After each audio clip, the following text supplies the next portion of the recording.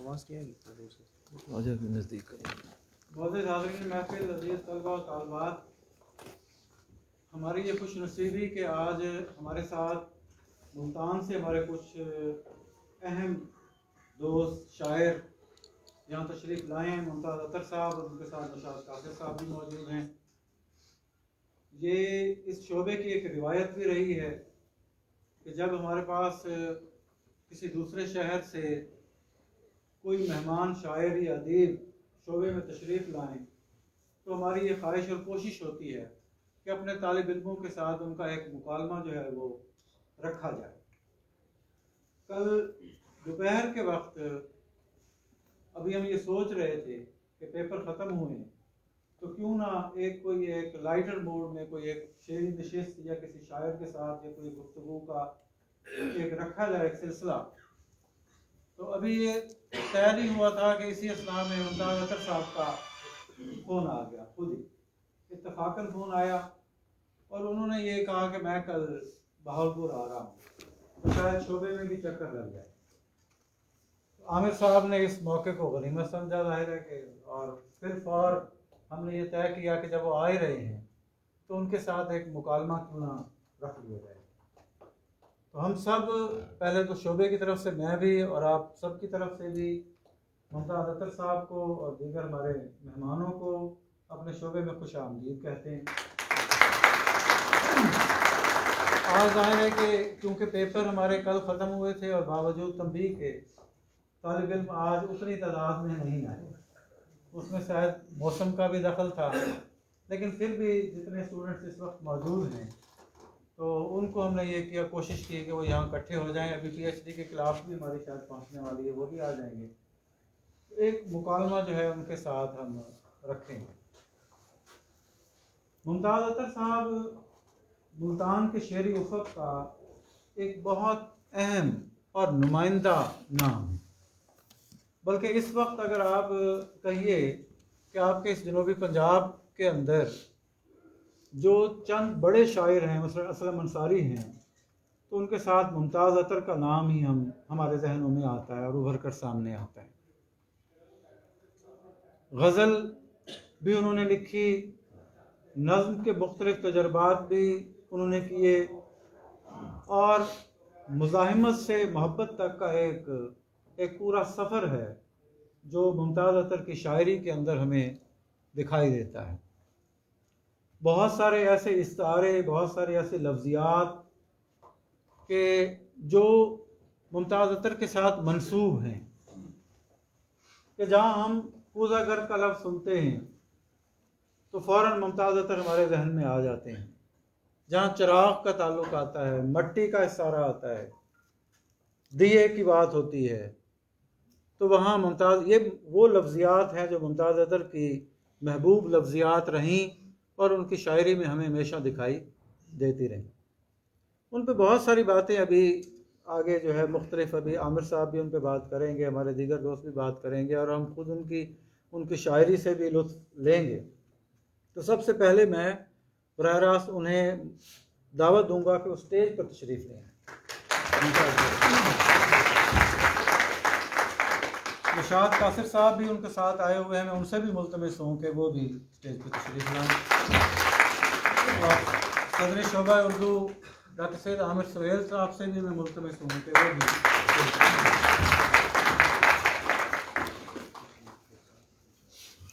अच्छा, बात क्योंकि मैंने अभी उसका आगाज़ ले लिया था तो मैं बात यही कर रहा था कि एक वक्त ऐसा भी ज़ाहिर है कि वो वक्त अभी टला नहीं है, वो एक तसलसल है जो इस एक आसेब की तरह शायद हमारे इस खित्ते पर जो है, इस मुल्क पर जो है वो मुसल्लत है हमेशा से, कि जहाँ आज़ादी इजहार जो है वो हमेशा एक सवालिया निशान रही है। और उसी का सबब है कि मुज़ाहिमत या रेजिस्टेंस जो है वो हमारे अदब का एक अहम और बड़ा मौजू बनकर सामने आई। वो अफसाने का भी मौजू बनी और वो शायरी का भी मौजू बनी। और उस मुज़ाहिमत की शायरी की एक पूरी तारीख़ है जो आप अगर चले जाएं तो साहिर लुधियानवी से लेके और फिर हबीब जालिब तक एक पूरी सीरीज़ आपको दिखाई देगी। तो मुज़ाहिमत की शायरी के अंदर एक अहम नाम जो है इस खित्ते के अंदर अगर हम देखें तो वो मुमताज़ अतर का नाम है। बल्कि मुमताज़ अतर, अच्छा मुमताज़ अतर की अपनी ज़िंदगी पर अगर हम नज़र दौड़ाएं तो वो ज़ाहिर है कि वो उन शायरों में से नहीं है कि जो सोने का चम्मच लेकर पैदा हुए या जो उन्होंने एक अशराफिया के अंदर आंख खोली और उन्हें ज़िंदगी की बहुत सारी सहूलियात जो हैं वो दस्तयाब रहीं। मुमताज़ अतर ने अपनी ज़िंदगी बिल्कुल ज़मीन से शुरू की और अपनी मेहनत के बलबूते पर शुरू की और और फिर एक समाज के साथ एक मुज़ाहिमत, एक तसादुम का जो पूरा एक हवाला था वो भी उनके यहाँ मौजूद रहा। मैंने बहुत कम देखा कि उनके यहाँ कोई मसलहत जो है वो हमें दिखाई दी है। वो उन्होंने जहाँ मौका बना और जहाँ ज़रूरत उन्हें महसूस हुई उन्होंने एक आज़ादी का नारा भी लगाया और एक मुज़ाहिमत जो है वो उनके हमें दिखाई दी। बाज़ दोस्तों को, बाज़ लोगों को ये शिकवा भी रहा शुरू में, मसलन उनकी जो महबस में दरार पहला मजमुआ था वो तो मुकम्मल तौर पर है ही, बुनियादी तौर पर मुज़ाहिमत की ही शायरी है। बाद में दोस्तों ने, कुछ ने मशवरे की सूरत में और कुछ ने शिकवे की सूरत में भी मुमताज़ अतर से ये कहा कि मोहब्बत का मौजू ऐसा है जो है तो बज़ाहिर आफाकी मौजू, लेकिन मुमताज़ अतर की गज़ल से औरत गायब है और मोहब्बत जो है वो हमें कम उसमें दिखाई देती है। लेकिन फिर हमने देखा कि वो जब उन्होंने एक नज़्म का एक उनका आया, एक पूरा एक मजमुआ भी सामने आया, अलाओ के गिर्द बैठी रात, और इसी तरह से और भी, तो मोहब्बत भी एक मौजू के तौर पर, एक अहम मौजू के तौर पर उभर कर उनकी शायरी से हमें दिखाई देने लगी। और बाद की उनकी शायरी में मोहब्बत जो, तो लिहाजा वो जैसे जैसे एक वक्त गुजरा, जैसे जैसे एक उम्र का पैमाना ढला, तो एक जो बगावत का लहजा था उसमें एक ठहराव भी आता चला गया और एक मोहब्बत की एक आँच जो है वो भी सुलगती हुई हमें उनकी शायरी में नज़र आने लगी। तो उनके बहुत सारे अच्छा, उनकी शायरी को आप देखें तो आपके जितने बड़े रसाइल आप पाकिस्तान से शाया होते रहे या हिंदुस्तान से भी शाया होते रहे, उनमें मुमताज़ अतर एक वक्त में हमेशा से शाया होते रहे और एक नुमाइंदा शायर के तौर पर भी उनकी एक शनाख्त कायम रही। अच्छा, मुल्तान के जो एक शेरी उफ़क़ को जिन शायरों ने बहुत ज़्यादा अपना एक मुतासिर किया है, अच्छा असलम अंसारी ने, अगरचे असलम अंसारी बहुत बड़े शायर हैं, लेकिन जो असरात जिन शायरों ने छोड़े हैं उनमें मुमताज़ अतर का नाम सबसे नुमायाँ नाम है। तो उनके पीछे निशात साहब यहाँ बैठे हैं, इसी तरह से अहमद रिजवान वहाँ पे हमारे दोस्त शायर हैं, इस और बहुत सारे नौजवान हैं। एक पूरी खेप है जिन्होंने मुमताज़ अतर के रंग में शेर कहा है और उन लफ्ज़ियात को जो है वो चुना है और उन लफ्ज़ियात के साथ उन एक नुमायाँ नाम बनकर जो है उनके नए शायर भी जो है सामने आए हैं। तो ये उनका एक बड़ा कंट्रीब्यूशन है। हमारे पास ज़ाहिर है कि वो अभी आए और हमारे पास इतने एक बड़े शायर हैं और उनको ख़राज तहसीन पेश करने के लिए शायद हम वो लफ्ज़ हम अभी ना ले सकें, लेकिन हम अपने तौर पर हमने कोशिश की कि फ़ौरी तौर पर हम उनके साथ कम से कम एक मुकालमे का एहतमाम कर लें। इसमें हम उनसे अशार भी सुनेंगे और आप अगर तालिब इल्म चाहेंगे तो उनसे सवालात भी कर सकेंगे। तो हम सब उनको बारे दिगर खुश आमदीद कहते हैं। और इससे पहले कि हम उन्हें सुने, मैं आमिर साहब से भी मुल्तमिस हूँ कि वो भी तशरीफ़ लाएँ, क्योंकि इस पूरे एक अरसे का, इस जो एक मुल्तान का एक अदबी एक अरसा जो है शरीक होते रहे और उनकी सारा शेरी सफ़र जो है वो डॉक्टर सैयद आमिर सुहेल के सामने भी मौजूद है। मैं दरख्वास्त करूँगा कि वो तशरीफ़ लाएँ। हाँ हूँ, बल्कि उनका एक कारी भी रहा हूँ। मुमताज़ साहब हमसे एक नस्ल पहले ताल्लुक़, ये 30 बरस 35 बरस का जो अरसा है इसमें, या कम से कम मेरे साथ जो उनकी एक दोस्ती का जो एक अरसा है, इसमें ना सिर्फ मैं उनकी शख्सियत के बारे में, उनके कुछ शख्सी औसाफ के बारे में कुछ जानता हूँ, बल्कि मैं ज़्यादातर उनकी शायरी के बारे में, उनके शेरी सफ़र के बारे में जो है वो बहुत हद तक उसका गवाह भी हूँ। लगभग उनकी जो चारों किताबें हैं वो मैंने उनको मैं उनके इब्तदाई क़ारीन में से मैं वो किताबों के रहा हूँ और मैंने कोशिश की है उन किताबों पर कुछ लिखने की भी। तो इस एतबार से मुमताज़ साहब का जो एक शेरी सफ़र है, जो उनकी शायरी का जो पड़ाव जो महबस में दरार से शुरू होकर और देर तक रहता है, वो कम अज़ कम मेरी नज़र से गुज़रा हुआ है।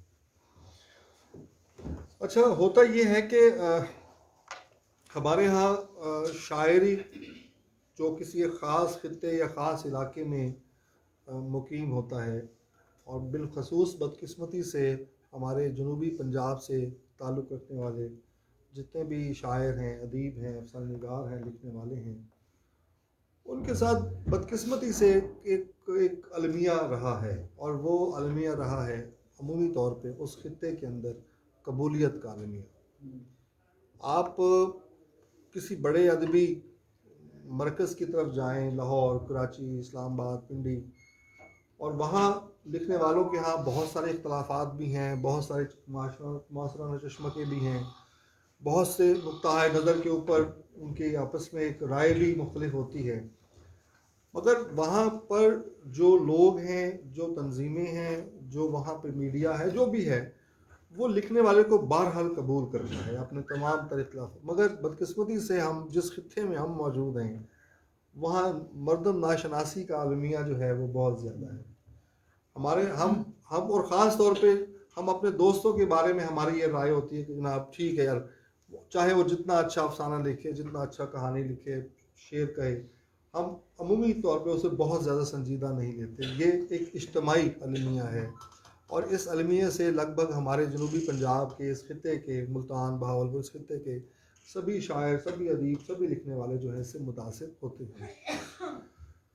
यही अलमिया सादर है कि मुमताज़ अतर के यहाँ भी है और बाकी लोगों के यहाँ भी है कि जिस तरह की शायरी या जिस तरह का एक शेरी शऊर इनके यहाँ मौजूद है या इनके चंद और मासरीन के यहाँ मौजूद है, वो शेरी शऊर अगर आप ढूंढने से भी जाएं तो शायद आपको अदबी मराकज़ में उस तरह का शेरी जो पुख्तगी है, जो शऊर है, जो एक लगन है, कमिटमेंट है, वो शायद आपको बहुत कम नज़र आएगी।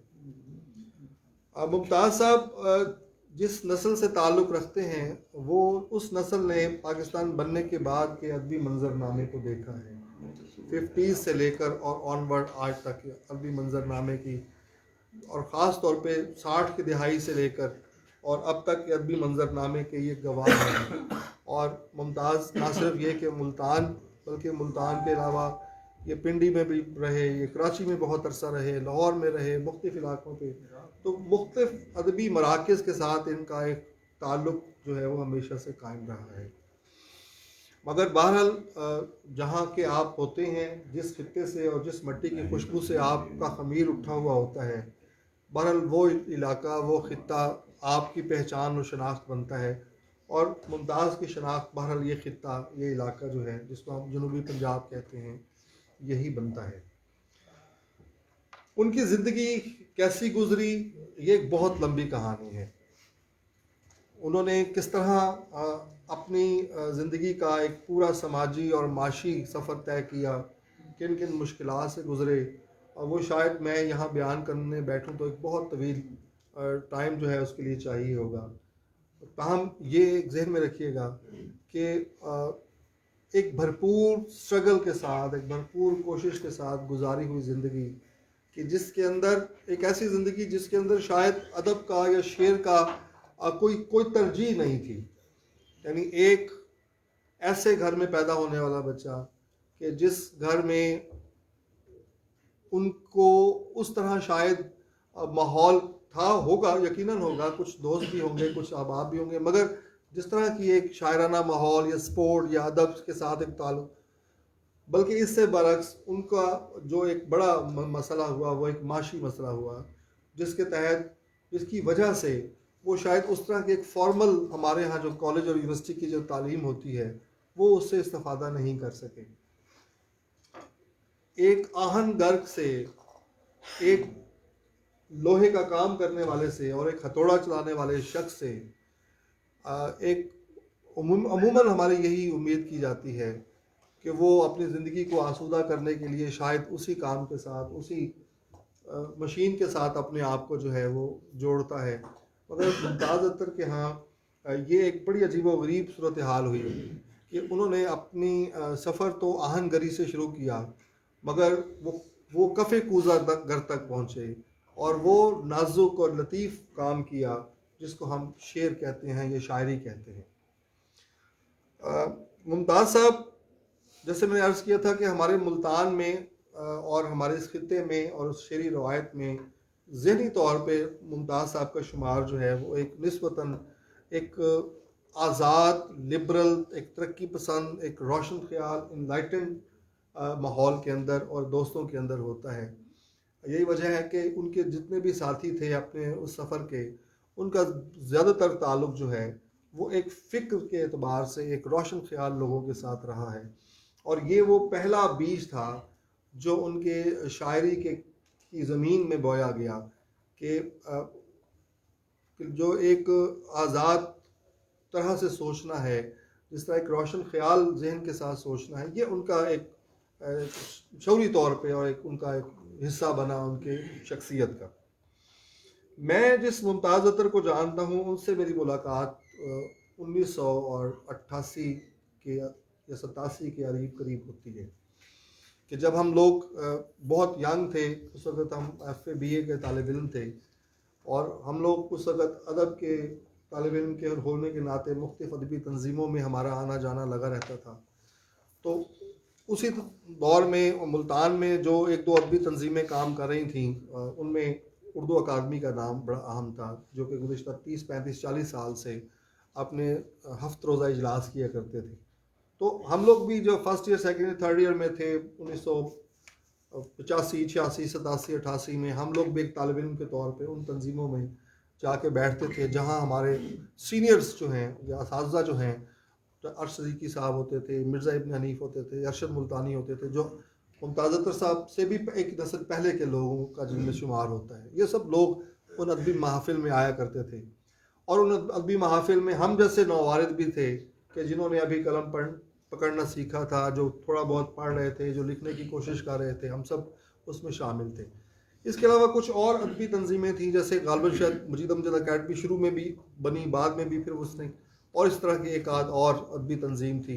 और चूँकि हम फरागत थी, वक्त था और पैसे नहीं थे, तो लिहाजा हमारी जो एंटरटेनमेंट थी वो मुशायरे थे, वो अदबी प्रोग्राम थे, वो अदबी तंजीमें थी, अदबी सियासत थी, ये हम लोग जो है इस किस्म के।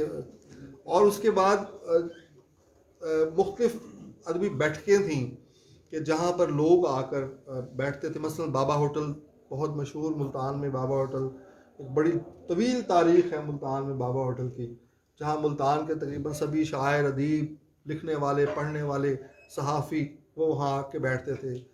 फिर मुल्तान के जो कला है उस पर कैफ़े अरफात हुआ करता था, जिस पर बहुत सारे सहाफ़ी, सियासतदान, अदीब, शायर सब उधर आते थे।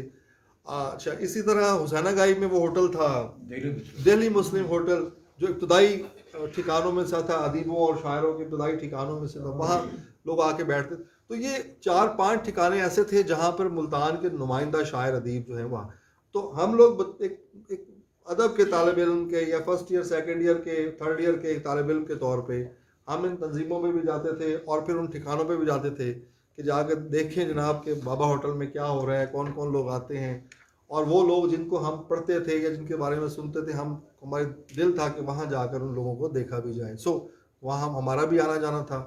तो उन्हीं महफिल में, उन्हीं अदबी तंजीमों की जलसों के अंदर मैंने पहली मरतबा मुमताज़ अख्तर साहब को गालिबन उर्दू अकेडमी के किसी इजलास के अंदर गज़ल पढ़ते हुए सुना।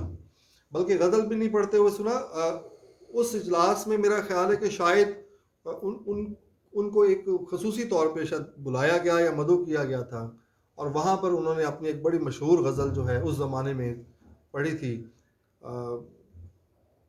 आगही दो नीम कैसे हो गई, जबर की ताज़ीम कैसे हो गई, हाथ में कशकोल कैसे आ गया, जीस्त बेतकरीम कैसे हो गई, तेरा मेरा आसमां तो एक है, फिर ज़मीन तकसीम कैसे हो गई। ये गज़ल हमें साफ है कि हमारे लिए बड़ी इंस्पायरिंग गज़ल में हमारे अंदर भी एक बगावत का और एक बागी, जैसे कि हर नौजवान होता है अपने समाज से, अपने इर्द गिर्द के माहौल से, अपने मज़हब से, अपने इखलाकियात से, अपनी समाजियात से, जिस तरह एक वक्त में आके हर कोई एक रिबेल करता है, उससे बगावत करता है, तो हम भी उस ज़माने में हम आहंगी जो है वो आकर बनती है।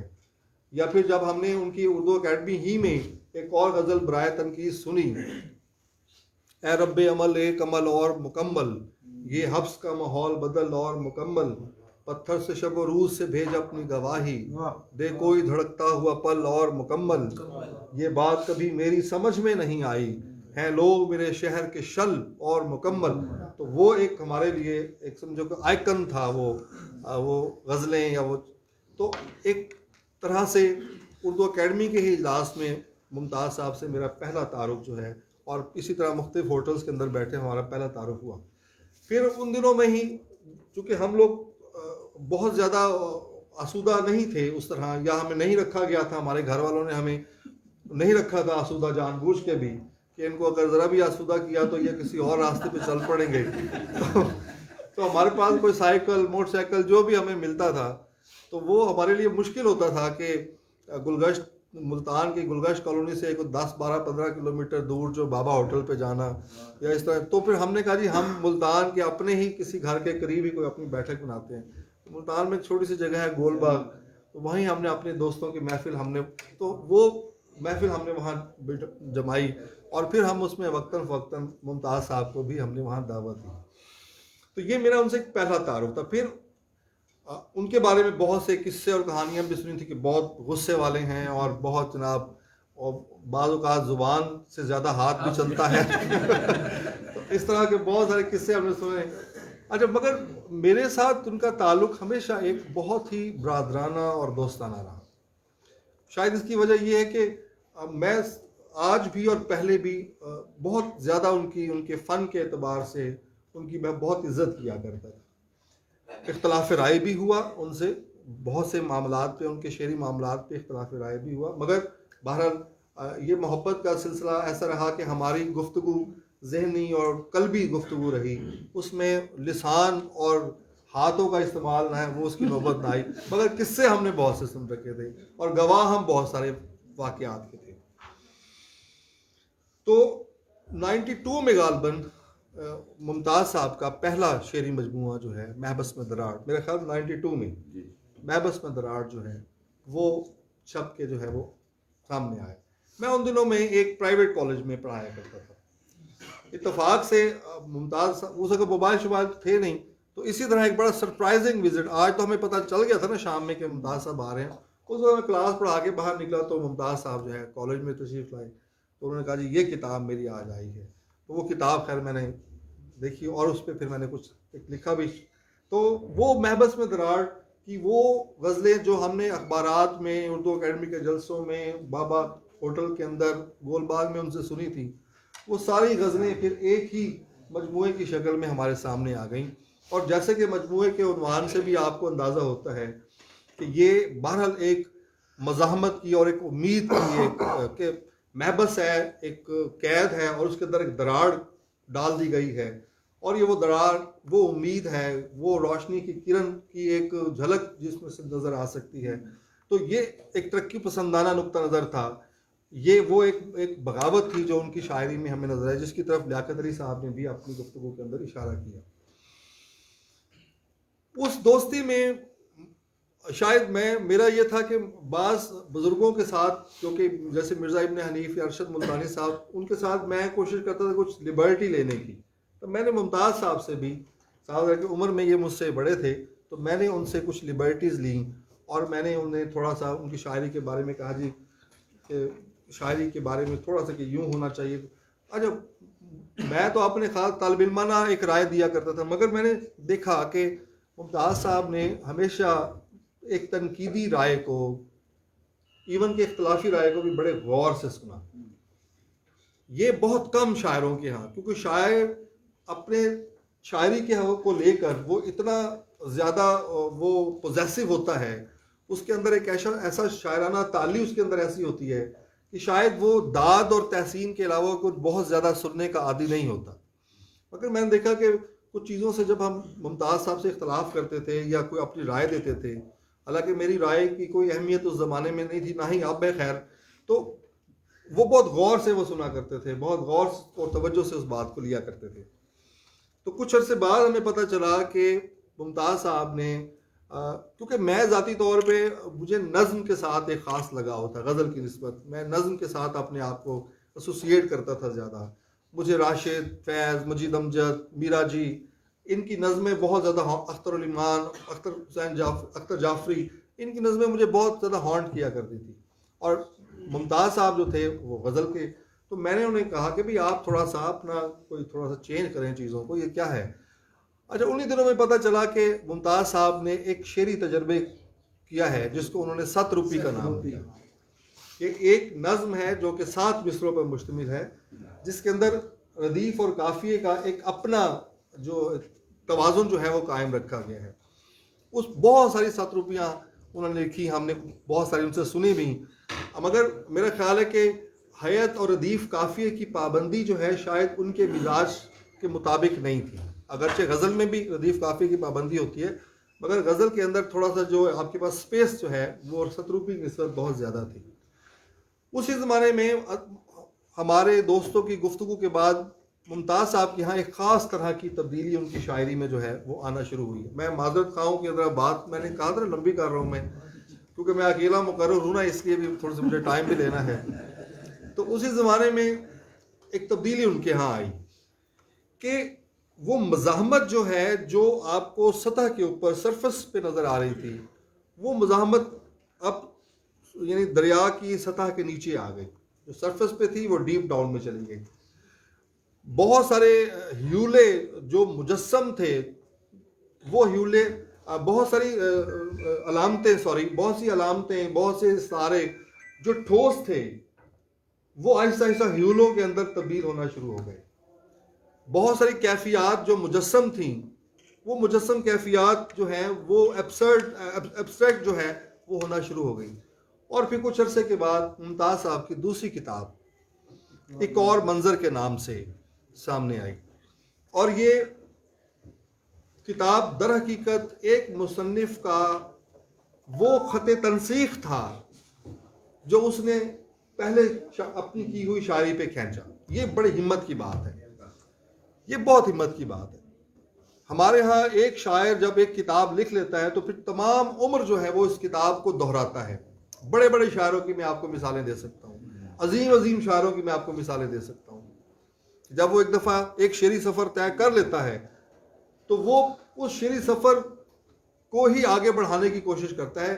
शायद ही कोई ऐसा शायर हो कि जिसके अंदर ये कुव्वत हो कि वो अपने से उस लम्हे मौजूद से पहले की गई शायरी पर ख़त तनसीख खींच रहा हो, उसे रद्द कर रहा हो। सो मुमताज़ अतर ने जब अपनी दूसरी किताब छापी एक और मंजर, तो वो दर हकीकत वो मनसूख कर रहे थे महबस में दरार को। और महबस में दरार को मनसूख करने का मतलब ये है कि वो उसकी अलामतों, उसके तराकीब, उसकी फॉर्मेट, उसके तरीक़ाकार से बिल्कुल इंटा। और उस किताब में हमें नज़र भी आया एक नया मुमताज़ अतर हमें नज़र आता है। अंदर अंदर ये जो तेज़ रवानी मुझ में है, मैं दरिया हूँ या दरिया का पानी मुझ में है, इस तरह की बहुत सारी गज़लें जो हैं कि जो एब्स्ट्रैक्ट थी, जो तजरीद की कैफियत में थी, जो मुजस्सम नहीं थी, जो ठोस नहीं थी। उस किताब पर बहुत सारी बातें की, हमने भी बात की, और फिर उसके बाद एक उनसे गुफ्तगू के सिलसिले मुकालमे चलते रहे। और चूँकि मैं ज़ाती तौर पर एक ऐसे ज़ाती तौर पे एक ऐसी सोच या फ़िक्र से ताल्लुक़ रखता हूँ जहाँ ये नहीं देखा जाता कि फ़लसफ़ा क्या है, जहाँ ये देखा जाता है कि फ़लसफ़ा हमारी ज़िंदगियों पर को तब्दील कैसे कर रहा है, जहाँ ये नहीं देखा जाता था कि फ़िक्र क्या है, हम ये देखते हैं कि वो फ़िक्र हमारी ज़िंदगी को बदल रही है या नहीं बदल रही है। मैं ज़ाती नुक्ता नज़र से एक ऐसे मुमताज़ साहब से मैंने उस मौके कुछ इख्तलाफात भी किए, और मेरा ये ज़ाती ख्याल था कि एक और मंजर दर हकीकत उनके अंदर नज़्म लिखने की वो एक लपक है, एक वो ललक है जो उनके अंदर मौजूद है, मगर वो उस नज़्म को अपने अंदर से बाहर नहीं निकाल रहे। और फिर हमने देखा था कई सालों की रियाजत के बाद एक और लम्हाए तनसीख जो है वो आता है कि जहां वो आकर दोबारा अपनी की हुई अपने असलूब को, बनाए हुए असलूब को, जो कि एक और मंजर में असलूब, उसे फिर वो उस पर खत तनसीख, यानी अपने आप को दूसरी मर्तबा वो नया कर रहे थे। मैं तो उसे तनसीख कह रहा हूँ, रद्द कह रहा हूँ। ये दर हकीकत एक शायर की रीबर्थ होती है। जब वो शायर किसी नए उफुक को दरियाफ्त करता है तो दर हकीकत ये उसकी रीबर्थ होती है, वो दोबारा से जन्म लेता है।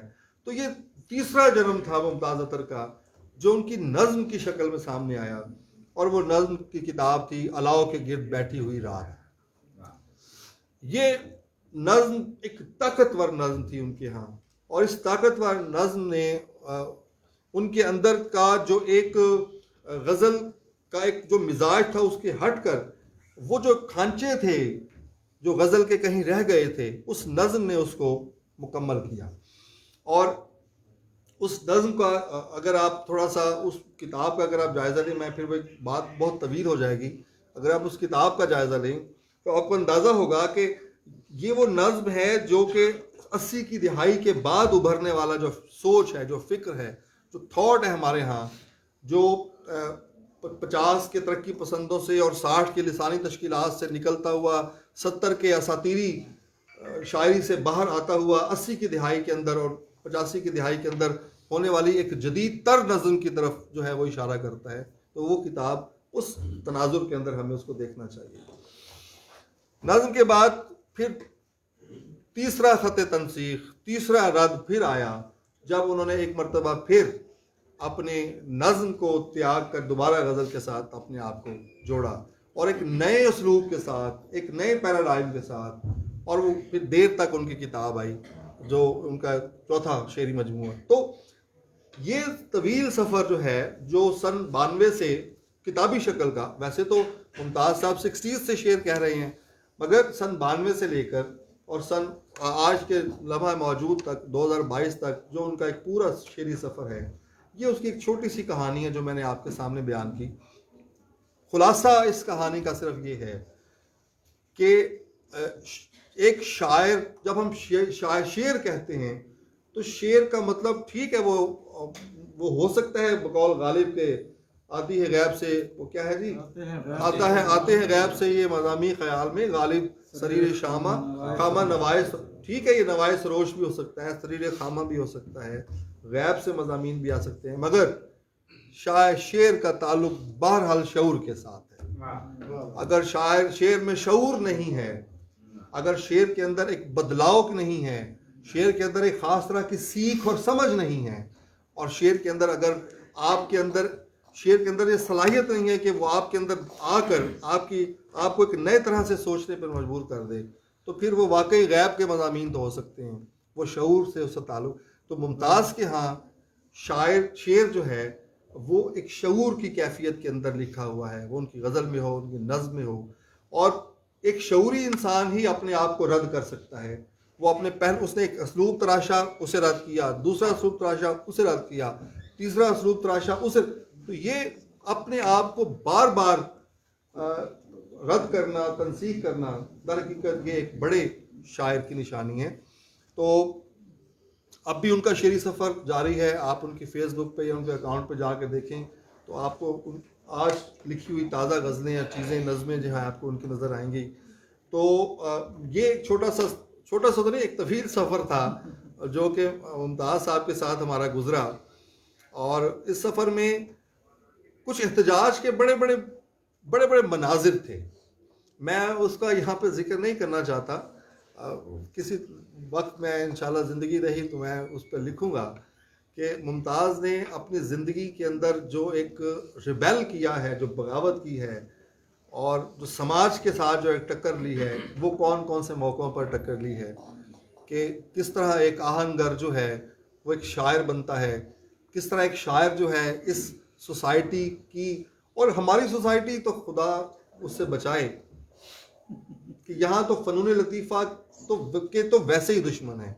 यहाँ उस्ताद बड़े गुलाम अली ख़ान को मरासी कहा जाता है, यहाँ किसी भी रक्कास को भी उल्टे सीधे नाम दिए जाते हैं। तो यहाँ तो ये सोसाइटी में शायरी, मुसव्वरी, रक्स और मुजस्मा और शऊर, ये माजरत के साथ कि हमारी सोसाइटी में इतना जमालियाती ज़ौक़ नहीं है कि वो इनको अब्जॉर्व कर सके, इनसे लुत्फ़ उठा सके। हमारे यहाँ अब चीज़ों से लुत्फ़ उठाने के और बहुत सारे तरीके जो हैं हमारे मौलवियों ने तलाश कर लिए हैं। तो खैर मुमताज़ साहब के यहाँ बहरहाल ये सारा एक रद्द अमल आया और वही हुआ कि आहनगरी से शायरी तक पहुँचते पहुँचते उस शायर को इस कबीले हमारे समाज ने जिस तरह उसका नातका बंद किया, तो उसके रद्द अमल में जो शायर ने फिर काम किए वो किसी और महफिल में इंशाल्लाह उठा के रखते हैं। मैं जनाब मुमताज़ अतर साहब का और जनाब नौशाद कासिर साहब का, अच्छा नौशाद कासिर साहब भी हमारे पुराने दोस्तों में से हैं। इनसे भी हमारे को 30-35 साल की एक दोस्ती है, याद अल्लाह है। और मुमताज़ साहब के बहुत करीबी दोस्तों और शागिर्दों में इनका शुमार होता है। एक मरतबा बड़ा दिलचस्प वाक़या है कि एक दोस्त मेरा था, वो कहीं मुशायरा पढ़ना चाहता, उसने मुझे कहा भी यार जल्दी मुझे ना गज़ल भेजो यार, गज़ल भेजो। और मैं कहा यार मैं अब कहाँ से तुम्हें लिख के दूँ गज़लें? कहते नहीं भाई मेहरबानी कर, तू आधे घंटे में। और मैं कहा मैं आधे घंटे में तो मुझसे एक मिसरा नहीं होता, तुम गज़ल की बात कर रहे हो। तो मज़े की बात फिर मैंने नौशाद कासिर की गज़ल उन्हें भिजवा दी थी जो उन्होंने वहाँ मुशायरा पढ़ा और मुशायरा लूट लिया था। तो ये काफ़ी पुरानी बात है जो आज मैं डिस्क्लोज़ कर रहा हूँ। तो जहाज साहब की भी एक किताब जो है कलमत छप के वो आ गई थी, दूसरी भी शायद दूसरी भी किताब उनकी तैयार है, तो वो भी हमारे बहुत। और अब मैं आज गुजारिश ये करूँगा मुमताज़ साहब से कि वो अपनी इस तहजीबी ज़िंदगी और शेरी ज़िंदगी के बारे में भी थोड़ी सी गुफ्तगू करें। और नौशाद साहब से मैं गुजारिश करूँगा कि जब वो कुछ शेर सुनाएं तो हमें वो कह मुकरनियाँ जो कि उन्होंने हरियाणवी ज़ुबान में कही हैं वो ज़रूर हमें सुनाएं। और आखिर में फिर हम लाला मुमताज़ अतर से उनकी ढेर सारी शायरी सुनेंगे। बहुत बहुत शुक्रिया, थैंक यू वेरी मच। ये चंद बहुत जानियत के साथ मुमताज़ अतर का एक पूरा शहरी सफ़र जो है वो डॉक्टर साहब ने उसको हमारे सामने रख दिया। और उसमें मैं थोड़ा सा एक और भी इजाफ़ा कर दूं कि ये शहरी सफ़र था, एक नसर के साथ भी उनका एक गहरा एक ताल्लुक़ है। और मुल्तान की जो एक अदबी तारीख़ है या अदबी तारीख़ के या तहज़ीबी ज़िंदगी के जो बाज़ अहम किरदार हैं, नुमाइंदा किरदार हैं, वो उनसे जुड़े हुए वाक़यात मुमताज़ साहब को अज़बर हैं। और उनके बहुत सारे वो हिस्से जो हैं वो जंग में एक किस्तवार जो है वो शाया भी होते रहे। और मैं चाहूँगा कि वो भी कहीं इकट्ठे हो गए किसी किताबी सूरत में जो है वो आने चाहिए। अब मैं मुल्तमिस हूँ नौशाद कासिर साहब से कि एक तो वो गज़ल सुनाए जिसका हवाला अभी आमिर साहब ने दिया, जो उन्होंने कहीं किसी को भेज दी थी, वो नहीं दिया। और गज़ल और हरियाणवी ज़ुबान में भी उनका वो भी हम उनसे सुनना चाहेंगे। और फिर आखिर में हम मुमताज़ अतर से सुनेंगे। तो नौशाद कासिर साहब तशरीफ़।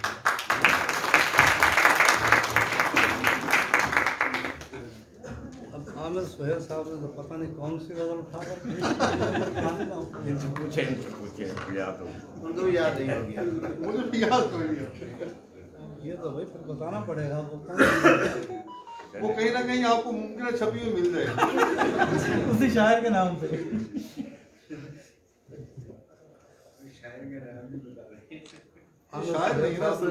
किया हरियाणवी की कह मुकरनियों का। कह मुकरनी के मुजिद तो बहुत कदीम अरसा पहले गुजर चुके। हरियाणवी में दो कह मुकरनियाँ मैंने कहीं, वो मैं पहले आपको उसका ट्रांसलेशन समझा देता हूँ थोड़ा सा ताकि वो समझ आ जाए। अच्छा, कह मुकरनियाँ जो है ये पुरानी सिंफ है अमीर खुसरो से उनका एक ताल्लुक है, जिसमें एक बात कहकर उससे मुकर यानी उससे हट जाएगा, मुकर जाया जाता है। दो लड़कियां गुफ्तगू थोड़ा सा करती हैं, एक सहेली दो लड़कियां गुफ्तगू करती हैं। एक सहेली अपनी सहेली से बात कर रही होती है, उसे कुछ बता रही होती है। एंड पर आकर दूसरी सहेली उससे पूछती है तो वो उसको उलट देती है। और अपनी बात से मुकर जाती है, उसे कह मुकरनी कहा जाता है। ये जो टर्न का इसका ट्रांसलेशन अच्छा है। हरियाणवी में आहिस्ता को कहा जाता है अड़गे, और गली को कहा जाता है गाल, और दरख्त होता है कि जाल का, उसे जाल ही कहा जाता है। तो सुनिए, आधी रात और सुन्नी गाड़, यानी आधी रात और सुन्नी गली। आधी रात और सुन्नी गाड़, अड़गे अड़गे हाले जाड़। आधी रात और सुन्नी गाड़, अड़गे अड़गे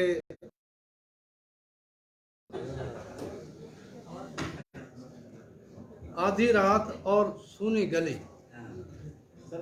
आहिस्ता आहिस्ता जाल हिलती हुई, दरवाजा खोला जैसे चोर खोलते हैं।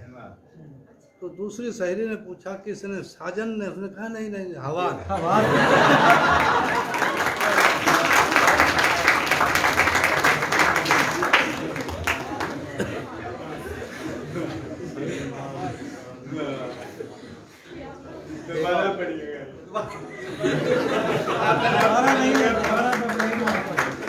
आधी रात और सुनी गाड़, अड़गे अड़गे हाले जाड़, बारना खोले चोर की ढाड़।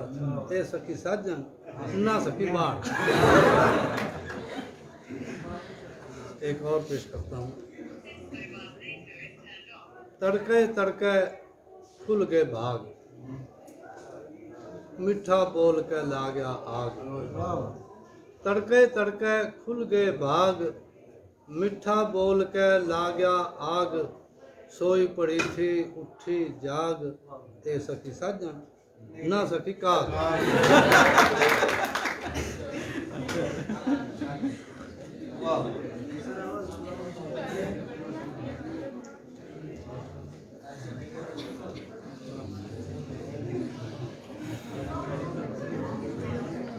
सर आइए आप।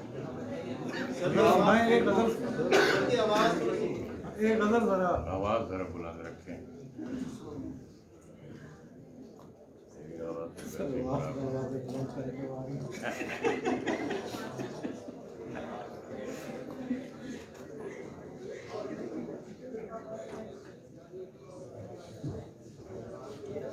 ये ब्याज की नई शक्ल है। जी जी, ये ब्याज की नई शक्ल है।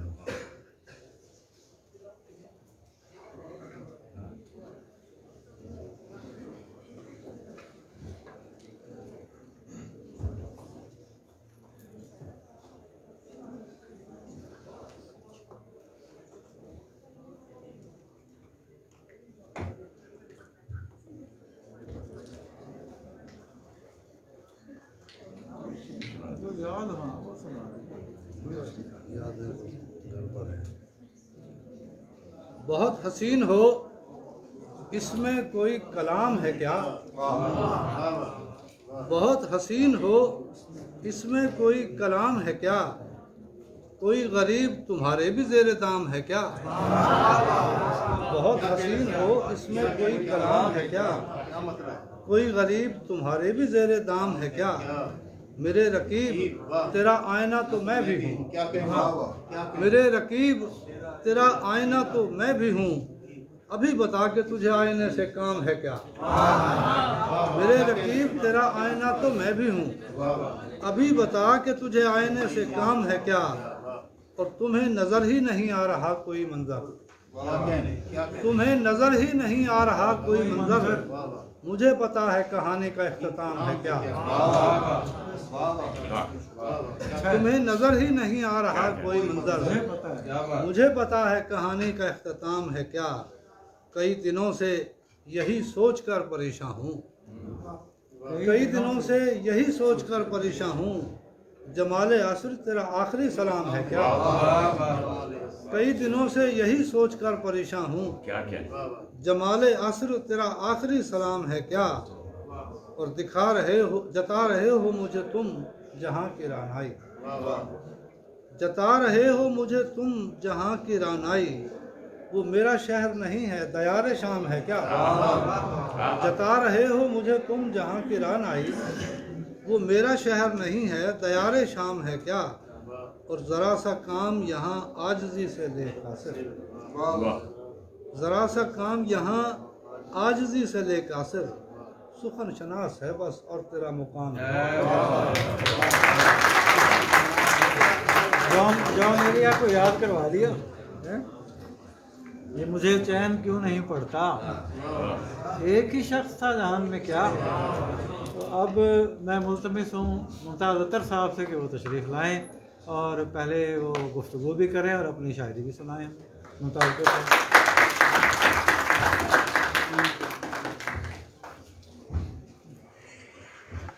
अस्सलाम वालेकुम। मेरी समझ में नहीं आ रहा कि मैं गुफ्तगू कहाँ से शुरू करूँ। मुझे गुफ्तगू अपने उन असातिज़ा से शुरू करनी चाहिए जो मुझे प्राइमरी क्लास में पढ़ाया करते थे और जिन्होंने मुझे यानी जो प्राइमरी स्कूलों में भी बज़्म अदब हुआ करती थी और उसमें ये था कि जहाँ दीगर वो सिलसिले थे वहाँ बैतबाजी एक सिलसिला हुआ करता था जिसमें जहाँ शेर का इख्तिताम हुआ उसी हर्फ से फिर अगला शेर जो है वो पढ़ते थे। तो हमारे प्राइमरी स्कूल में हमारे एक टीचर थे गुलाम फरीद साहब, उन्होंने मुझे तीसरी और चौथी जमात में ही कोई असातिज़ा का 1000 शेर जो है वो अज़बर करा दिया और मैं यानी मुझे पता होता था कि ये शेर फ़लाँ शायर का है और उन्होंने सही तलफ़्फ़ुज़ात से मुझे वो सारा सिलसिला जो है, मैं समझता हूँ कि मेरी शेरी जो शेर की तरफ रग़बत थी उसका सिलसिला वहाँ से शुरू हुआ। अगर वो उस्ताद ना होते और मुझे बैतबाजी की तरफ ना ले जाते जिसका बाकायदा कंपटीशन होता था 2 क्लासों के दरमियान में और फिर यानी दीगर स्कूलों के दरमियान में भी होता था, तो वो कंपटीशन जो है वो हम जीतते रहे। तो यादाश्त उस वक्त बेहतर थी, अब यादाश्त बिल्कुल उलट गई है। अब बहुत सारा कुछ यानी अगर मैंने कल कुछ कहा है तो आज मुझे याद नहीं है। और वो जो यानी डॉक्टर साहब ने फरमाया ना कि मैं ख़त तनसीख खींचता रहा अपने कहे हुए पर, तो वो सिलसिला भी रहा। दरअसल महाबस में दराड़ में जो शायरी थी वो सारी की सारी मज़ाहमती शायरी थी और मैं जब ये शेर कह रहा था सन 60 से मैंने शेर कहना शुरू किया। वो भी मेरे हमसाए में एक मुल्तान के बहुत मारूफ उस वक्त के शायर थे वहशत मुल्तानी। तो वहशत मुल्तानी साहब का जो वो था दुकान थी उनकी, वो हजाम थे और सारा दिन वो कैंचियाँ चलाते थे और शाम को वो जो तख्त था उस पर जो है वो दरी बिछा कर सफ़ेद चादरें और गौ तकिए बिछा कर शाम को उनकी महफिल लगा करती और बहुत सारे शायरों को मैंने वहाँ देखा। मैंने वहाँ मेरी मुलाकात अब्दुल हमीद अदम साहब से भी हुई, कश्फी मुल्तानी साहब को मैंने वहीं देखा और यहाँ से भी रियासत के भी एक साहब जो है वहाँ आया करते थे। उनकी बड़ी मारूफ नज़्म थी, वो बिस्तर उनका खो गया था। कौन साहब थे यार, मुझे उनका नाम भूलता है। बहरहाल तो अब उस महफिल में मैंने बैठना शुरू कर दिया। मुझे वालिद साहब एक आना वो किनारी वाला हुआ करता था। उस ज़माने में यानी 1 रुपए के 16 आने थे और 16 आने के यानी 16 आने के 64 पैसे थे। तो वो एक आना दिया करते थे। तो वो एक फालूदे वाले की दुकान थी, वहाँ उसके बराबर में वहशत मुल्तानी साहब की दुकान थी। मैं वहाँ जाता फालूदा खाने के लिए। तो वो मैं देखता कि सफ़ेद लिबास में खुश लिबास लोग आहिस्तगी और शाइस्तगी से गुफ्तगू करने वाले अहबाब वहाँ बैठे हैं, बुज़ुर्ग हैं। वो ज़ाहिर है मैं बच्चा था, तो प्राइमरी क्लास में क्या उम्र होती है, 10-11 साल का था।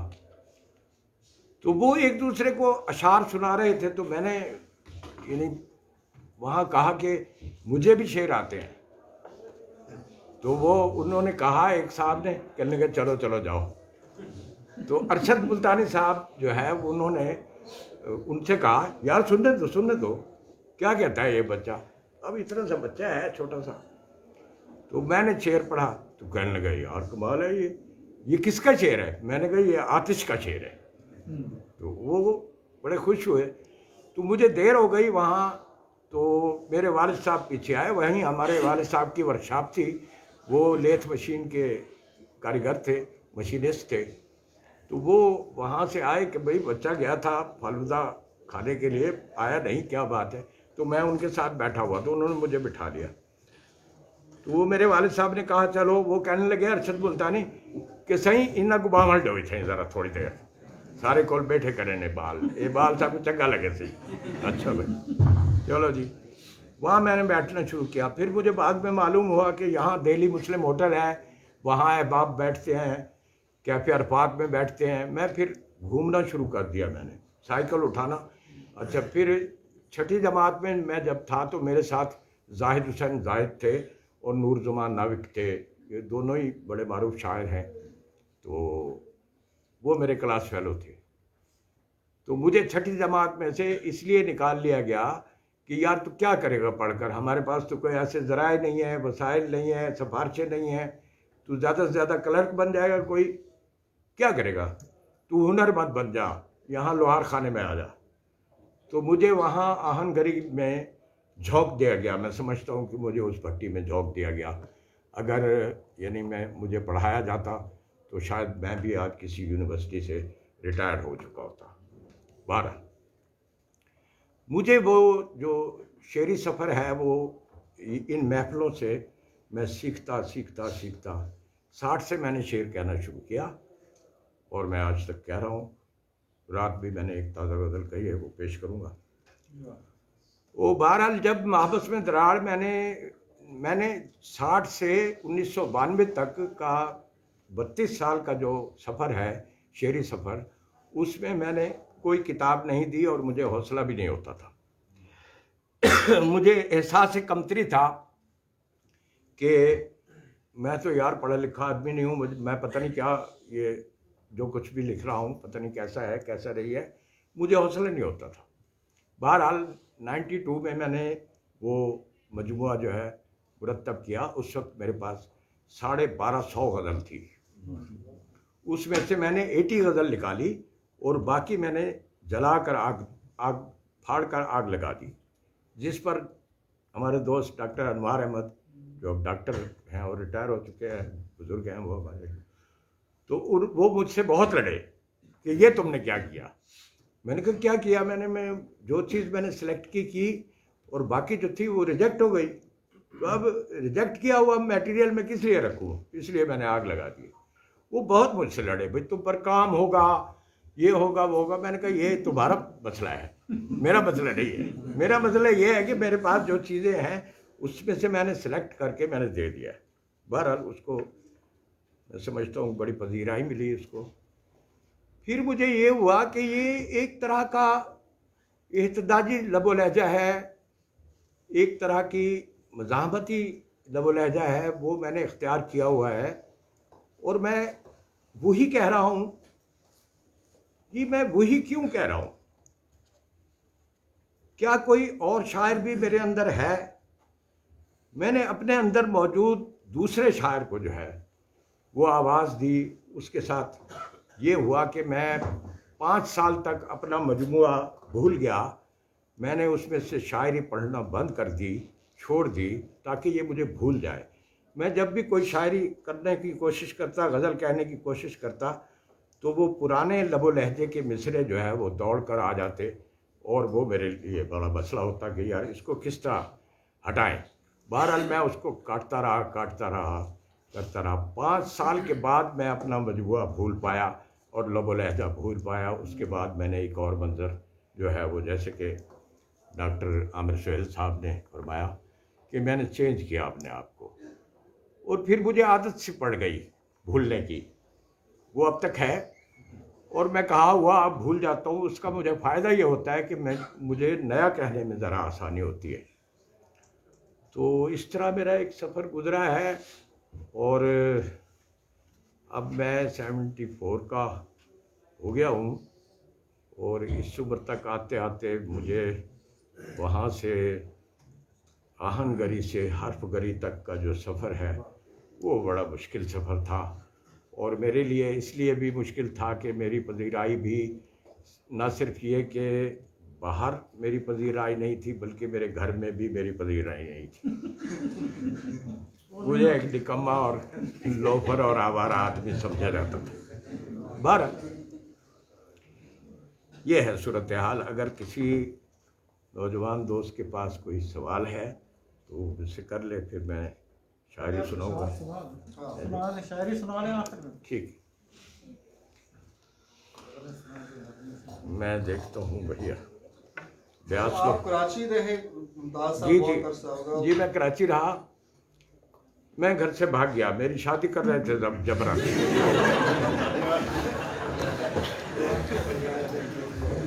जबरन मेरे ताया जान के यहाँ ताया की लड़की के साथ शादी कर रहे थे। मैंने महसूस किया कि उनके मिजाज में और मेरे मिजाज में फ़र्क है। तो मैंने अपने ताया जी से कहा, मैंने कहा जी आप ख़ानदान को जोड़ रहे हैं या तोड़ रहे हैं? तो वो कहने लगा क्या मतलब? उस वक्त मैं लेथ बशीर का काम भी करता था और शायरी भी करता था।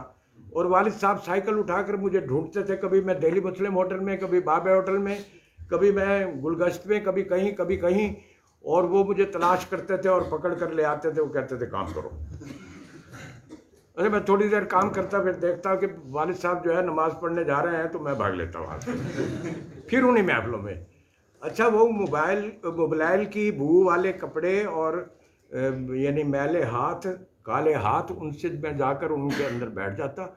और मैंने बहुत सारा जो इल्म है, शेरी इल्म भी और दीगर इल्म भी, वो उन अहबाब से सीखा। उन्हें सुनने के बाद सुना, उन्हें समाज ज़्यादा किया, पढ़ा भी बहुत ज़्यादा लेकिन समाज ज़्यादा किया।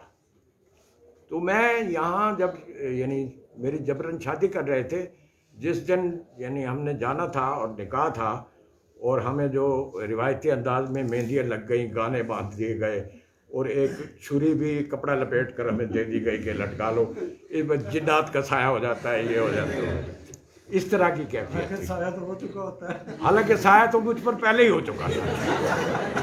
तो बहरहाल मैंने देखा अब सफ़ेद लट्ठे की चेयरमैन का लट्ठा, उसकी शलवार और बोस्की की कमीज़ और यानी खुस्सा और मेहंदी लगी हुई, गाना बंधा हुआ। मैंने देखा भाई क्या होगा यार, शाम को तो ये निकाह कर देंगे, हमारा काम खराब है। 3 बजे मैं वहाँ से भागा। अच्छा, फिर मैं जाके गाड़ी पे बैठ गया और कराची चला गया। मुझे नहीं पता पीछे क्या हुआ। मैं चला गया वहाँ, गुम हो गया। वो शफी अकील साहब जंग में होते थे, उन्होंने कहीं तनकीदी इजलास में वहाँ जाकर जो है वो, मैं समझता हूँ कि मुझे मेरी ज़ुबान भी बहुत साफ़ हुई। और मैं तो सराइकी था और लेकिन को लेकिन कहता था, तो मेरा तलफ़ुज़ भी ठीक नहीं था बोलचाल में भी। तो वो मैं वहाँ जाके मैंने सीखा वो सारा। तो मुझे बड़े बड़े आदमी नसीब हुए जिनकी महफिल में मैं बैठा। सलीम अहमद साहब, डॉक्टर फरमान फतेहपुरी साहब, सैयद सिफ्त हसन साहब, इब्न इंशा साहब, इब्राहिम जलीस साहब, हिमायत अली शायर साहब, उबैदुल्लाह अलीम, ये परवीन शाकिर हमारे सामने आई, सरवत हुसैन वगैरह। ये हमारे यानी एक हल्का जो कि कैंट में, सदर में, कराची सदर में एक होटल हुआ करता था जिबीस, जिसमें ये सारे लोग जो है वो बैठते थे शाम को। और होटल के मालिक ने अपने अहलकारों को ये कह रखा था कि ये जो लोग बैठते हैं इनको एक चाय, 70 के ज़माने में 5 रुपए का कप था, जिस वक्त बाहर चाय मिलती थी 1 आने की, उनका कप था 5 रुपए का। तो उसने मालिक ने कह रखा था कि ये जो अहबाब बैठते हैं इनको जो है एक चाय जो है आखिर में होटल की तरफ से दी जाए और उसके पैसे ना लिए जाए। वो कोई एल तो नहीं था, यानी वो मोहब्बत सुखनवरों से और अदीबों शायरों से मोहब्बत करने वाला आदमी था। तो उन महफिलों में मैंने बहुत सीखा और मुझे एक बात, अगर यहाँ कोई दोस्त नौजवान शायर बैठे हैं तो एक बात जो मुझे सलीम अहमद साहब ने शेर के हवाले से कही वो ज़रा इसको सुन लें, और वो मेरी गिरह में, जहन की गिरह में आज तक बंधी हुई है। उन्होंने एक गज़ल सुनते हुए मुझे कहा, बेटा मुमताज़ अतर, गज़ल कहते हुए ये नहीं देखना चाहिए कि कौन कौन से लफ्ज़ होने चाहिए, बल्कि ये देखना चाहिए कि कौन कौन से लफ्ज़ नहीं होने चाहिए। तो उस वक्त मुझे पता चला कि इख्तिसार क्या है। मैंने कहा जी ये लफ्ज़ तो फिर मेरी बहर पूरी नहीं होती। तो कहने लगी ये ख्याल जो है ये इस बहर का है ही नहीं, तो तुम कहाँ बांध रहे हो इसमें? कभी यारों फंसा रहे हो, कभी दोस्तों फंसा रहे हो, कभी कुछ। ये चीज़ें क्यों मकसद इजाफी आ रही है? सो मैंने वहाँ से बहुत कुछ सीखा, और मैं समझता हूँ कि वहाँ मैं सही माने में मैं पॉलिश हुआ। और जब मैं वापस आया तो उर्दू अकादमी थी, वहाँ आर सिद्दीकी साहब थे, मिर्ज़ा इब्न हनीफ साहब थे, और फारूक उस्मान साहब थे, अरशद मुल्तानी साहब थे, और अहबाब बहुत सारे थे। तो उन लोगों से सीखा। असलम अंसारी साहब से हम कुछ नहीं सीख सके, क्योंकि वो हमें अपने साथ नहीं बिठाते। वैसे तो किसी को भी अपने साथ नहीं बिठाते। तो बहरहाल उनके यहाँ अपना एक सिलसिला था तबीयत के, मिजाज के एतबार से। तो मैंने बहुत सीखा, और आज मुझे एहसास होता है कि मैंने सीखा नहीं है। अभी मुझे और देखना है चीज़ों को। मैं अपना काम कर रहा हूँ, 4 मजमूए मैं दे चुका हूँ, उसमें एक नज़्म का है और बाकी जो है वो गज़लियात के हैं। तो रात मैंने एक गज़ल कही है, ताज़ा है, वो आपकी खिदमत में पेश करता हूँ। अब उस गली में वो रहता नहीं, गलत ही ना हो। अब उस गली में वो रहता नहीं, गलत ही ना हो। जो लोग कहते हैं ए हमनशी, गलत ही ना हो। अब उस गली में वो रहता नहीं, गलत ही ना हो। जो लोग कहते हैं ए हमनशी, गलत ही ना हो। है उसको देखना कुछ और फासले से मुझे, है उसको देखना कुछ और फासले से मुझे। ये फैसला कहीं अपने तहीं गलत ही ना हो। है उसको देखना कुछ और फासले से मुझे। ये फैसला कहीं अपने तहीं गलत ही ना हो। और वो जिसमें ख्वाब मुसलसल कयाम करते रहे, वो जिसमें ख्वाब मुसलसल कयाम करते रहे, वो आँख कैसे हुई आपकी, गलत ही ना हो। वो आँख कैसे हुई आपकी, गलत ही ना हो। और किसी ख्याल की रौ में वो आ मिलेगा मुझे, किसी ख्याल की रौ में वो आ मिलेगा मुझे। मेरा गुमान ये मेरा यकीन, गलत ही ना हो। किसी ख्याल की रौ में वो आ मिलेगा मुझे। मेरा गुमान ये मेरा यकीन, गलत ही ना हो। वो शेर देखिए कि वो कितना लायक तकरीम है, खुला तो नहीं। वो कितना लायक तकरीम है, खुला तो नहीं। झुका रहे हैं जहां सब जबी, गलत ही ना हो। वो कितना लायक तकरीम है, खुला तो नहीं। झुका रहे हैं जहां सब जबी, गलत ही ना हो। और मैं सोचता हूं इसे आसमां से टूटी हुई, मैं सोचता हूं इसे आसमां से टूटी हुई। मेरी ये सोच बराए ज़मीं, गलत ही ना हो। मैं सोचता हूं इसे आसमां से टूटी हुई। मेरी ये सोच बराए ज़मीं, गलत ही ना हो। और कुछ अपने कारे मोहब्बत में ध्यान देता चलूं। ये जिद कर करके इन्होंने मुझसे ये शायरी करवाई है। कब कुछ अपने कारे मोहब्बत पे ध्यान देता चलूं, ये कारोबार ज़माना कहीं गलत ही ना हो। कुछ अपने कारे मोहब्बत पे ध्यान देता चलूं।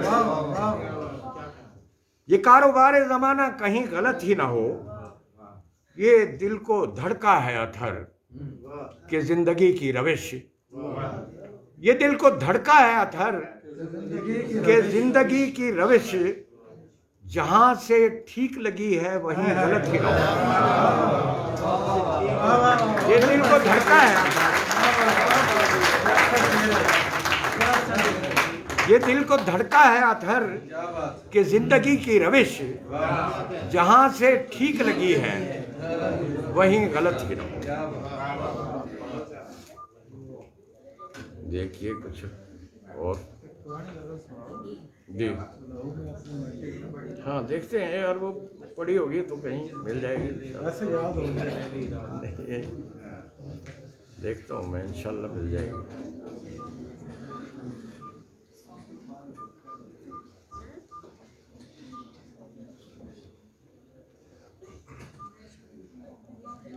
एक गज़ल ये देखिए, चराग़े शाम हूँ, तवज्जो फरमाएंगे जरा। चराग़े शाम, चराग़े शाम हूँ, मुझको मुनव्वर क्यों नहीं करता। चराग़े शाम हूँ, मुझको मुनव्वर क्यों नहीं करता, कभी अपने सितारे के बराबर क्यों नहीं करता। चराग़े शाम हूँ, मुझको मुनव्वर क्यों नहीं करता, कभी अपने सितारे के बराबर क्यों नहीं करता। सुना है 400 उसका तिलिस्मी रक्स जारी है, सुना है 400 उसका तिलिस्मी रक्स जारी है, जो ऐसा है तो फिर मुझ पर उजागर क्यों नहीं करता। सुना है 400 उसका तिलिस्मी रक्स जारी है, जो ऐसा है तो फिर मुझ पर उजागर क्यों नहीं करता। और सुना है फूल खुशबू तितलियां जुगनू उसी के हैं, सुना है फूल खुशबू तितलियां जुगनू उसी के हैं, जो उसकी दस्तरस में है मुयस्सर क्यों नहीं करता। सुना है फूल खुशबू तितलियां जुगनू उसी के हैं, जो उसकी दस्तरस में है मुयस्सर क्यों नहीं करता। शेर देखिए कि सुना है शाम के मंजर उसी में डूब जाते हैं, सुना है शाम के मंजर उसी में डूब जाते हैं, किसी दिन मेरी आंखों को समंदर क्यों नहीं करता। सुना है शाम के मंजर उसी में डूब जाते हैं, किसी दिन मेरी आंखों को समंदर क्यों नहीं करता। और सुना है रात उसके गेसुओं में सांस लेती है, सुना है रात उसके गेसुओं में सांस लेती है, वो गेसु खोलकर सब कुछ मुअत्तर क्यों नहीं करता। सुना है रात उसके गेसुओं में सांस लेती है, वो गेसु खोलकर सब कुछ मुअत्तर क्यों नहीं करता। और सुना है वो इशारों से जहां आबाद करता है, सुना है वो इशारों से जहां आबाद करता है, मेरे दीवारों दर को वो कभी घर क्यों नहीं करता। सुना है वो इशारों से जहां आबाद करता है, मेरे दीवारों दर को वो कभी घर क्यों नहीं करता। और सुना है वो जिसे छू ले उसे कुंदन बनाता है, सुना है वो जिसे छू ले उसे कुंदन बनाता है, मुझे मुमताज करना है तो छू कर क्यों नहीं करता।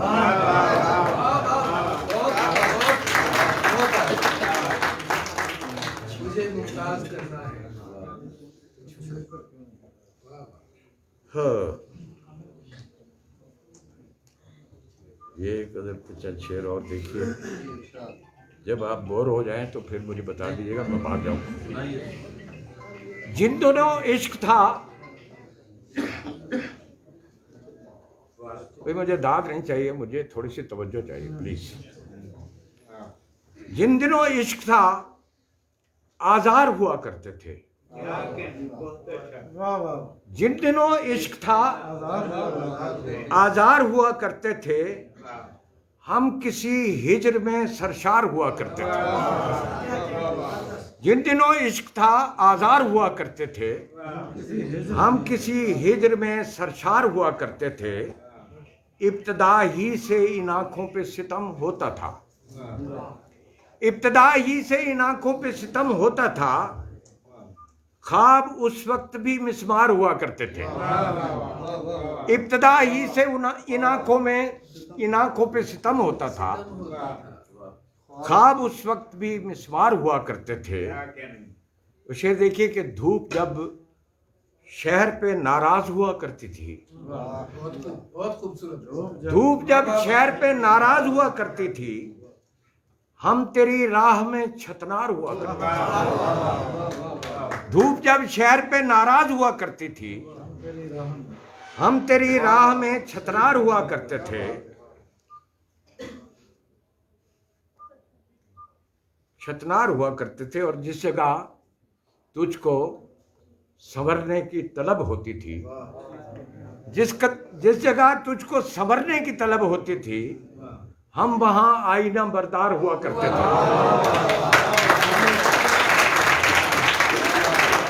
जिस जगह तुझको संवरने की तलब होती थी, हम वहां आईना बरदार हुआ करते थे। और जो परिंदे मेरी शाखों में बसा करते थे, वो तेरे लम्स का इजहार हुआ करते थे। जो परिंदे मेरी शाखों में बसा करते थे, वो तेरे लम्स का इजहार हुआ करते थे। और ये जहां खाक सी उड़ती है हुई तुम देखते हो, ये जहां खाक सी उड़ती हुई तुम देखते हो, इस जगह कूचाओ बाजार हुआ करते थे। ये जहां खाक सी उड़ती हुई तुम देखते हो, इस जगह कूचाओ बाजार हुआ करते थे। और अब तो अपनी भी खबर हमको कहाँ है अथर, अब तो अपनी भी खबर हमको कहाँ है अथर, हम कभी वाकिफ़े असरार हुआ करते थे।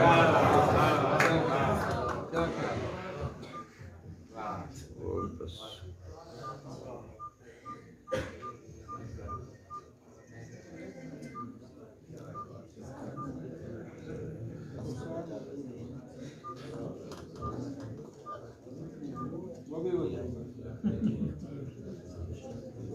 एक डॉक्टर साहब एक छोटी सी गजल और तरह की। मुझ में जो है वो हू बहू तू है, मुझ में जो है वो हू बहू तू है। मैं शजर हूँ मेरी नमू तू है, मैं शजर हूँ मेरी नमू तू है। मेरा ख्याल है ये वो गजलें हैं जो आपने सुनी भी नहीं है, इसलिए मैं। दिल धड़कता है याद की लय पर, दिल धड़कता है याद की लय पर, मेरी सांसों में मुश्कबू तू है। दिल धड़कता है याद की लय पर, मेरी सांसों में मुश्कबू तू है। और मुझको अक्सर गुमा गुजरता है, मैं बदन हूँ मेरा लहू तू है। मुझको अक्सर गुमा गुजरता है, मैं बदन हूँ मेरा लहू तू है। और शेर देखिए कि वक्त और मेरे दरमियाँ मौजू, वक्त और मेरे दरमियाँ मौजू जो भी हो वजह गुफ्तगू तू है। वक्त और मेरे दरमियाँ मौजू जो भी हो वजह गुफ्तगू तू है। और रास्ते तुझ पे खत्म होते हैं, जिस तरफ जाऊं रूबरू तू है।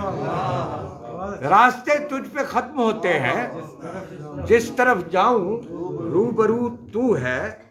और डालता हूं धमाल सीने में, डालता हूं धमाल सीने में, गूंजती है यहाँ जो हू तू है।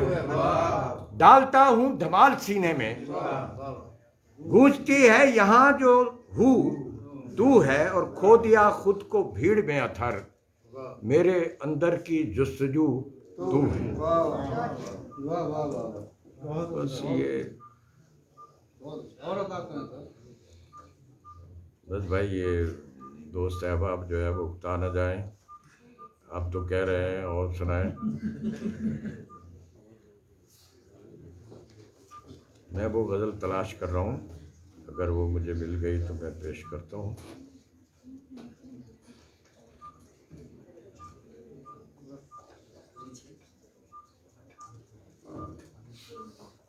मुझे याद अब रहती नहीं हैं चीज़ें।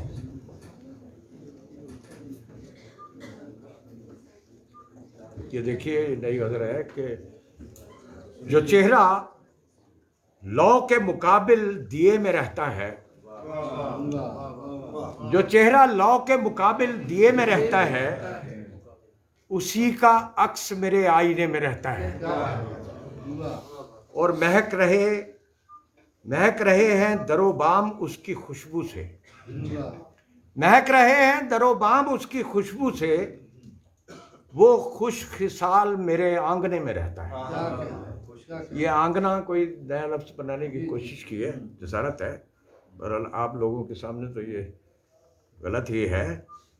हमारे लिए सब ठीक है। महक रहे हैं दरो बाम उसकी खुशबू से, वो खुश खिसाल मेरे आईने में आंगने में रहता है। वो सो रहा है मेरी नींद भर के आंखों में, वो सो रहा है मेरी नींद भर के आंखों में, और उसका ख्वाब मेरे रत जगह में रहता है। वो सो रहा है मेरी नींद भर के आंखों में, और उसका ख्वाब मेरे रत जगह में रहता है। मैं गिर न जाऊं जमाने की खुश निगाही से, मैं गिर न जाऊं जमाने की खुश निगाही से, सो उसका ध्यान मुझे थामने में रहता है। मैं गिर न जाऊं जमाने की खुश निगाही से, सो उसका ध्यान मुझे थामने में रहता है।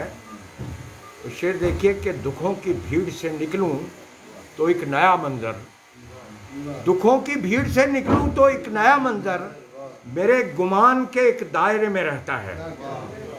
और वो हम सफ़र भी नहीं फिर भी ऐसा लगता है, वो हम सफ़र भी नहीं फिर भी ऐसा लगता है कि अपनी चाप लिए रास्ते में रहता है। वो हम सफ़र भी नहीं फिर भी ऐसा लगता है कि वो अपनी चाप लिए रास्ते में रहता है। बहुत दिनों में कहीं मुझ पे ये खुला अथर, वो रास आए हुए फासले में रहता है। बहुत दिनों में कहीं मुझ पे ये खुला अथर, वो रास आए हुए फासले में रहता है। अब ये आखिरी शेर, आखिरी गज़ल। अपनी जानिब को वो आईना नुमा खींचता है, अपनी जानिब को वो आईना नुमा खींचता है, वो न हो तो मुझे अंदर का खला खींचता है। अपनी जानिब को वो आईना नुमा खींचता है, वो न हो तो मुझे अंदर का खला खींचता है, और फूल खुशबू की ग्रांबारी का दुख झेलते हैं, फूल खुशबू की ग्रांबारी का दुख झेलते हैं, गुलकदा अपनी तरफ दस्ते सबा खींचता है, गुलकदा अपनी तरफ दस्ते सबा खींचता है, और एक परिंदा मेरे अंदर का चलन जानता है, एक परिंदा मेरे अंदर का चलन जानता है, तान भरता है कभी मौजे सदा खींचता है, तान भरता है कभी मौजे सदा खींचता है।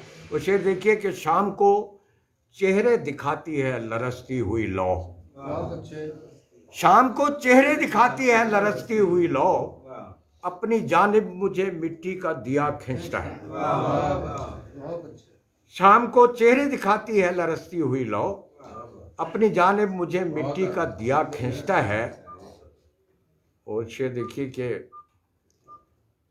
रोज क्यों अपनी हथेली का लिखा भोगते हैं, रोज क्यों अपनी हथेली का लिखा भोगते हैं, आड़ी तिरछी सी लकीरें तो खुदा खींचता है। रोज क्यों अपनी हथेली का लिखा भोगते हैं, रोज क्यों अपनी हथेली का लिखा भोगते हैं, आड़ी तिरछी सी लकीरें तो खुदा खींचता है। और कह के लब्बैक, मेरी वहशत जान दौड़ती है। कह के लब्बैक मेरी वहशत जान दौड़ती है, जिस घड़ी मुझको तेरा दश्ते बला खींचता है। और आओ ये बात कभी मिलके जरा सोचते हैं, आओ ये बात कभी मिलके जरा सोचते हैं, बीच दीवार सी ये कौन भला खींचता है। आओ ये बात कभी मिलके जरा सोचते हैं, कौन दीवार सी ये बीच दीवार सी ये कौन भला खींचता है। और हम भी अतहर ये तमाशा सा खड़े देखते हैं, कौन किस दर्जा यहाँ करबे अना खींचता है। अब मेरी दरखास्त है कि अगर कोई सवाल हो तो वो आप।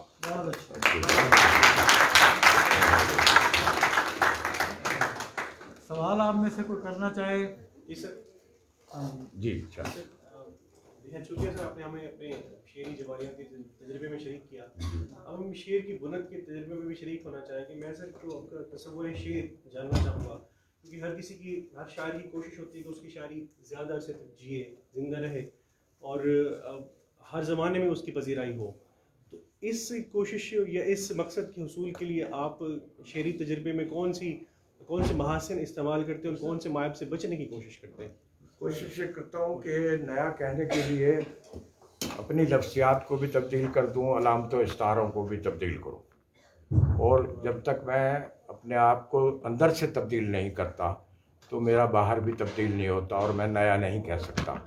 और नया कहने के लिए ज़रूरी है कि आपका अंदर भी नया हो, और शेर कहने के लिए ज़रूरी है कि आपके अंदर नज़्म हो। अगर आप लफ्ज़ों को उनके मुआनी दर मुआनी, तह दर तह मुआनी को अगर कहीं इस्तेमाल कर सकते हैं तो वो करें, ताकि आप आगे की तरफ सफ़र कर सकें। ये है सूरत। और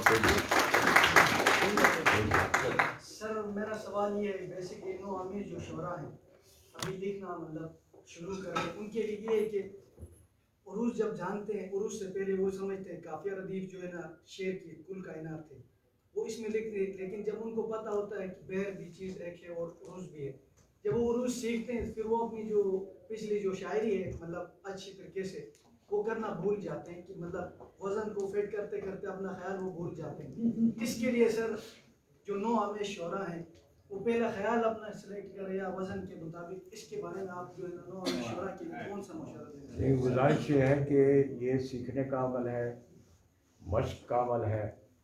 दूसरा ये है कि शायरी तो बगैर उरूज के भी हो रही है, और अगर वो हो रही है और उसमें वाकई शायरी है तो आप वो करें।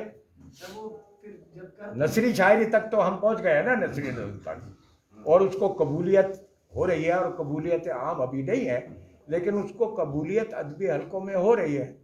आप नज़्म की तरफ आ जाएं, अगर उरूज का मसला है तो नसरी नज़्म की तरफ आ जाएं। लेकिन नसरी नज़्म का ये अलमिया है कि उसकी हर लाइन पोइटिक रखना वो बड़ा मसला है। अगर उसकी हर लाइन पोइटिक होगी तो नसरी नज़्म जो है वो कामयाब होगी और अपना इजहार भरपूर तरीके से कर सकेगी। तो उरूज की तो कोई ज़रूरत नहीं है, लेकिन उरूज तो आप यानी अगर गुनगुना लें तो उस रिदम में आ जाएगा वो मिसरा। लतीफ़ काफिया तो मजबूरी है गज़ल की, ये गज़ल की मजबूरी है कि एक बहर है, एक रदीफ़ है, एक काफिया है, औज़ान है। ये गज़ल का मसला है, नज़्म का ये मसला नहीं है। अगर आप आज़ाद नज़्म में जाएंगे तो वहाँ एक रुकन जो है वो काम कर रहा होगा, मुसलसल एक रुकन काम कर रहा होगा, है जी। तो इसी तरह अगर आप देखते हैं कि आप उसमें भी काम नहीं कर सकते कि और आपके अंदर कोई शायर है, वाकई कोई शायर आपके अंदर मौजूद है, तो उसको इजहार के लिए खुला छोड़े उसको और नसरी नज़्म की तरफ आ जाए, कोई मसला नहीं है जी। सर एक मेरा सवाल। जी भैया, बहुत शुक्रिया सर, आपने हमारा बात बिल्कुल चार जी। सर मेरा सवाल ये है कि सर लियाकत साहब अभी कह रहे थे कि नज़्म से पहले आपकी शायरी में औरत का जिक्र नहीं था जी, तो उस हवाले से क्या आप कहेंगे? बात यह है कि मैं जिस तरह मेरे साथ मेरे बचपन में जिस तरह मैं देख रहा था, जिस तरह आम लोगों का, गरीब लोगों का इस्तेहसाल हो रहा है, तो मेरा लबो लहजा जो है वो तल्ख हो गया और मेरे लबो लहजे में जो है एहतजाज और मज़ाहमत दर आई। ठीक है, तो मैं भूल गया कि आपका सवाल क्या है।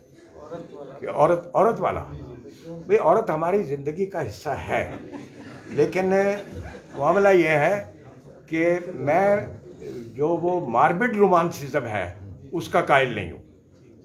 ठीक है ना जी, आप औरत को शरीक रखें ज़िंदगी में, उसकी तारीफ भी करें। वो आपको इस शायरी में भी कहीं कहीं नज़र आई होगी, है जी। ये तो पूछना था हाँ। जो आपने शेर व शायरी सुनाई हाँ। उसमें जिक्र था। हाँ जी, जो आपने शेर व शायरी सुनाई उसमें जिक्र था। हाँ, ठीक है सर, लेकिन पहले नहीं था, पहले नहीं था। इसलिए कि मैं एक जंग लड़ रहा था। मैं उस अहद में, जिस अहद में, देखिए बेटा, मैंने 2 मार्शल्ला अपने शऊर के साथ देखे हैं। एक मार्शल्ला अयूब खान का, दूसरा मार्शल्ला जनरल ज़िया का। जबर और इस्तेहसाल की जिस फिज़ा में, जो कि मैंने पहले अर्ज़ किया कि न सिर्फ बाहर मेरे साथ ये होता रहा, बल्कि मेरे अंदर भी ये होता रहा, मेरे घर में भी ये होता रहा कि मुझे जबर और इस्तेहसाल का सामना रहा। उस जबर और इस्तेहसाल के सामने में जब मकसद है कि आपको तकलीफ़ होगी तो आप चीखेंगे ना, आपको तकलीफ़ होगी तो आपकी कराह निकलेगी ना। तो वो मैं उस कैफियत में था, मैं उस अच्छा, फिर सारा का सारा वो पहला मजबूआ जो है वो इस्तफामिया है, सवाल करता हुआ है कि ये क्या है और ये क्यों है और ये क्या हो रहा है। ये इस तरह का सारा है। वो अभी आपकी नज़र से गुजरेगा तो फिर आप उसको देख पाएंगे। बहुत मेहरबानी आपको। Last question. सर सबसे पहले तो आपका शुक्रिया सर, और उसके बाद सर आजकल का जो मसला है, जैसा उन्होंने सवाल किया कि सर आपकी जो शायरी में है वो औरत नहीं है, इकबाल की शायरी में भी नहीं है यार, मुझसे तो कुछ नहीं कहते आप। आप इकबाल की शायरी में ढूंढ के दिखाओ।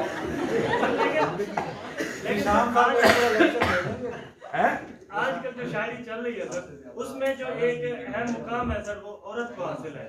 वो जो बाकी माशरे की जो पेचीदगियां हैं उनको सर पसे पुष्ट डाल दिया गया है सर। उस हवाले सर क्या मोहब्बत भाई, मोहब्बत जो है ना वो तो आपको जिनसे मुखालिफ से क्यों होती है, मेमने से क्यों नहीं होती, ये लहलाते हुए पत्ते से क्यों नहीं होती, और शाख पर रुका हुआ खिजां का आखिरी पत्ता जो है उससे क्यों नहीं होता। मोहब्बत है ना। आप औरत से मोहब्बत करते हैं, फिर उसके हुसूल की कोशिश करते हैं, फिर उसको अपनी मलकियत बनाते हैं। ये मसला है ना कि वो आपकी मलकियत में आ जाए, फिर दूसरे के लिए कुछ ना रहे। तो ये आपकी खुदगर्जी है जो मुझ में नहीं है।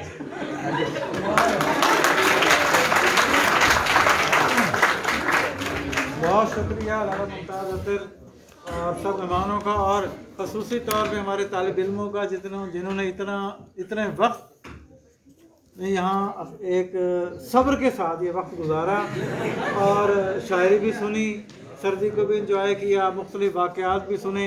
और तमाम बच्चों का शुक्रिया जो यहाँ मौजूद थे, और इस वक्त हम महफिल को बर्खास्त करते हैं। और इंशाअल्लाह इसी तरह की महफिलें जो हैं वो जैसे जैसे आइंदा हमारे पास दीगर मेहमान आते रहें, ये महफिल इसी तरह से जारी रहें। बेहद शुक्रिया।